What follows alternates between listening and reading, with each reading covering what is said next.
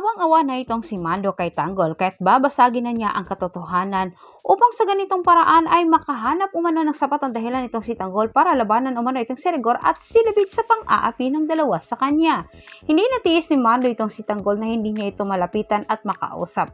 Sobrang nagpapasalamat itong si Tanggol sa ginawa ni Mando sa kanya kahit nilabag pa umano nito ang batas ay ginawa pa rin siya'y patakasin. Pero depensa naman ni Mando na simula't bata pa lang si Tanggol ay itinuring na niya ito na parang anak kahit gagawin umano niya ang lahat para kay Tanggol. Nakonsensya naman itong si Mando nang sinabi naman ni Tanggol sa kanya.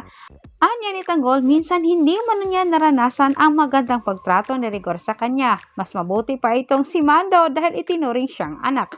Aminado naman itong si Tanggol na mas naramdaman umano niya naging tatay itong si Mando kaysa kay Rigor.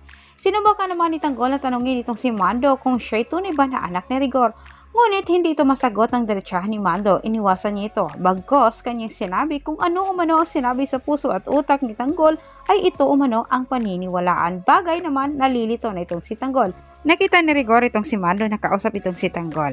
Hindi naman nagustuhan ito ni Rigor dahil inisip naman na hambog na Rigor na ito na binigyan ng special treatment ni Mando itong si Tanggol. Dahil ang gusto niyang mangyari, sundin ni Mando kung ano ang pagtrato niya dito kay Tanggol pero ayaw itong gawin ni Mando.